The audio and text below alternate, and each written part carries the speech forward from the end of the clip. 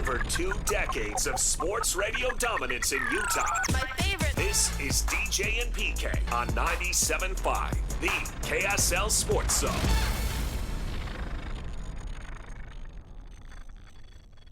DJ and PK, time to spend a few minutes with Jason Kreis, President of Soccer Operations for Real Salt Lake. Jason, good morning.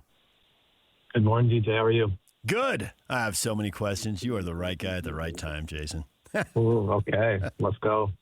Fire away. Inquiring minds want to know, when you move a player like Gozo, like how long did those talks happen? Behind the scenes, when did you know it was going to happen? Did it get nerve-wracking at any point? Did you try to talk him into staying? What can you tell us? All of those answers are yes. Yeah, it's obviously not a short process when something like that happens. Crystal Palace also being a partner club of ours with some shared ownership, they had expressed interest fairly early on at the same time as another Premier League club was talking to him. They at the time seemed an advantageous one because they were quite open to taking him in the winter when we really wanted to push the transaction too. At the last minute, things changed. They got a new coach on board, and their new coach wanted Gozo in immediately. Obviously, the player was keen to go as soon as he could. He wanted to be there for preseason to give himself the best chance to get into that first team and to have an effect, immediately. So there was a lot of things that lined up, I would say, in a very positive way to tip the hands towards doing the deal now. Not the least of which was the significant transfer fee that we were able to receive. So obviously bittersweet, bitter from the point of view that we lose a player that was contributing in a massive way towards our successes this year, but sweet because it is a huge win for our club, for our academy, for our coaches, for our community, and for our state even, to have a kid that comes from the Salt Lake area, Utah, able to now play in the Premier League is a success story, massive success story. So in the end, it was a decision that we had to make.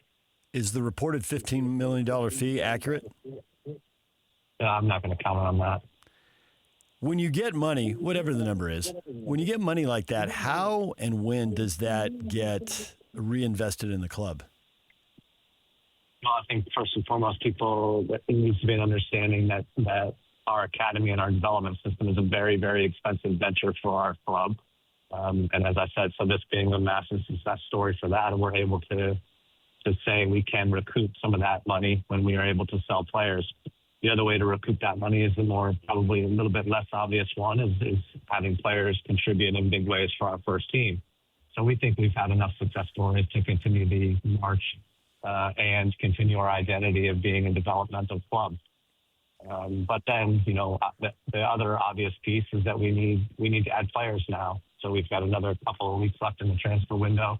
Herd and his recruitment department have been working extremely hard to try to bring in some players to take up the contributions that we lose in Gozo. And the idea is that if we can add multiple players, starting level players, then we could in fact have strengthened our team. That's our objective right now. I am aware, and I'm sure you are too, that there are many soccer experts spread across our community. Some are in the fan base, some are in the media, some are actually working for the club. Who knew? And they prioritize the positions differently, looking for strikers, looking for a defensive midfielder, looking for obviously someone to go specifically into the wingback role where Gozo was. And there have been major injuries across the back line as well. How do you prioritize all of that? You did mention multiple players, so I'm assuming you've seen some of this and have a little bit of a ranking in your mind here. Yeah, and again, this is really Kurt's world, but I can try to interpret his mind for you if you'd like. Please. And I think obviously we as leadership have opinions as well that go into these decisions. But the obvious one is the right wing back position. Zach stepped into that role in the day that Gozo kind of stepped out of it, and I think did an unbelievable job. So we were all feeling really good about that. And then he goes down with what looks to be a 6 to 8 week injury. And so we feel like we definitely going to need somebody in that position. There's the other obvious thing to think about is the offensive contributions we were getting out of Gozo, whether he was playing wingback or when he played in one of the 10 positions or even the 9 position. he's adding goals and assists, and so we're looking for a player that can also do that. And then we are I've started to think about now just initial thoughts on center back, as Justin Glad is out a little bit longer term, and so we feel like there's a need for that as well. So, I guess priority might be wing backs first, attacking player, and center back sort of probably a 1 and 2B. Yeah. Do you have a timeline for Justin Glad's injury? Because I've heard that timeline's been readjusted a couple times. Maybe originally people thought he'd be back by now, and apparently he isn't that close, although maybe you have new information. No, it's one of those really difficult situations to even get a proper identification of what the injury has been. Initially, as you said, we thought he would be back after the World Cup break. And then we got to the coming back after the World Cup break, and he was still experiencing pain. And so we've had, 2 to 3 times where we've started to ramp him up, and then the pain level has been too high.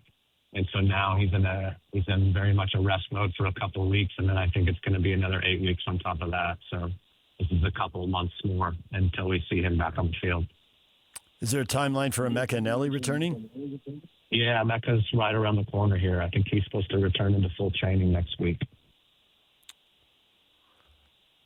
You've got a game coming up with Leon, and for people who are new to soccer, the multiple competitions and how you prioritize them it's completely foreign to someone who follows, Major League Baseball or the NFL or whatever.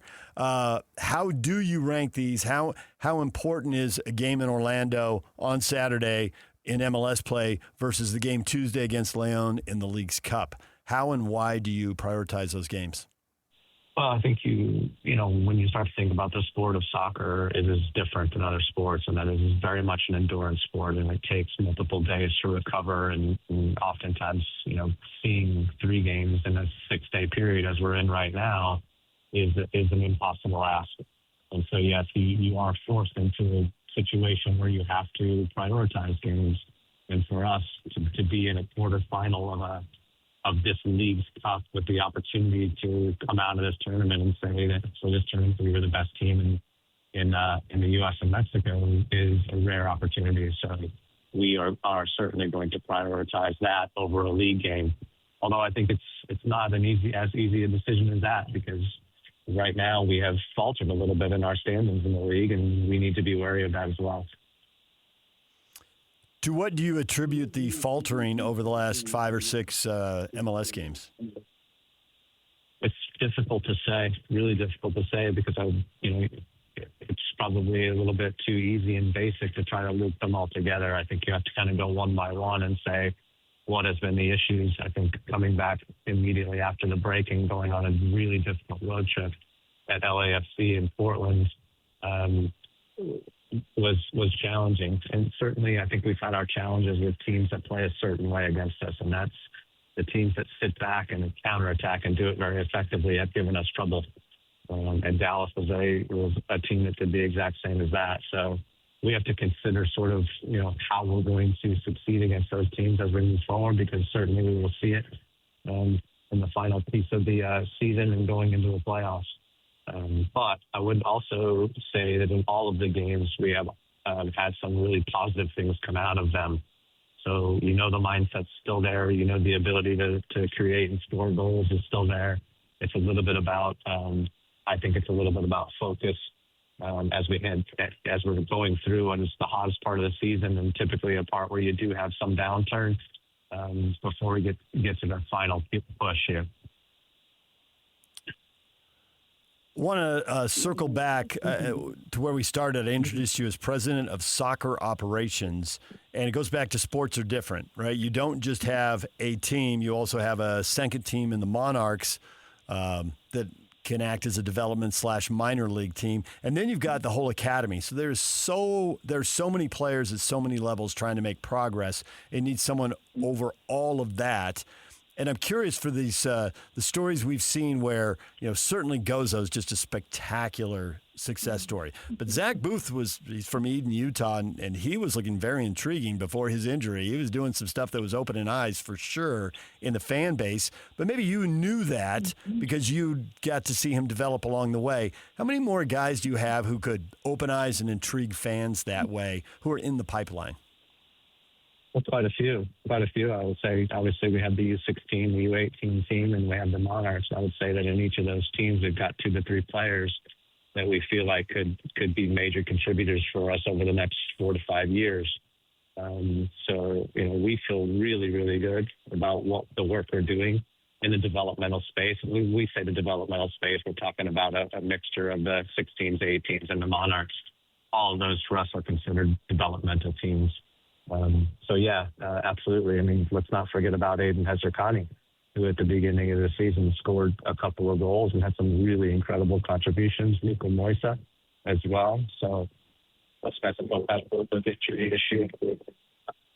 Really these issues, but I think there's no reason why they couldn't become major contributors for us over the last part of the season.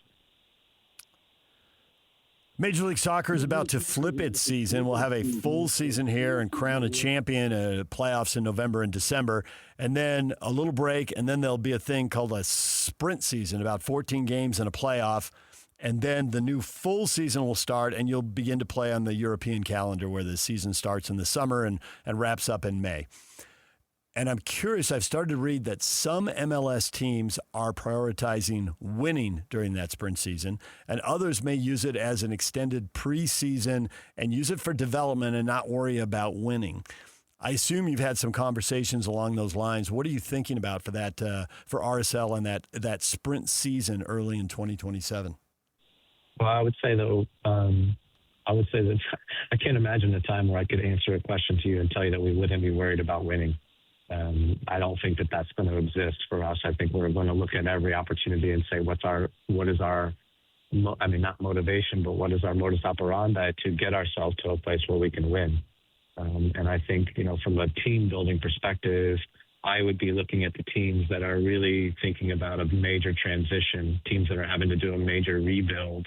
Those would be the teams that I would think would look at that sprint season and say, okay, we're not going to go out and sign any more players right now. We're going to work with our young players for the sprint season, and then we're going to sign players in the summer transfer window. I don't think that's us. I think that we've got a strong enough core of veteran players to lead us to go after things in that sprint season. So that's how I see us right now. And I would think that even for the young players who are developing, if the goal isn't winning, then the pressure isn't there, and how much developing is really being done, right? Yeah, that's 1,000% correct, and that's exactly how we have to always consider our Monarchs team.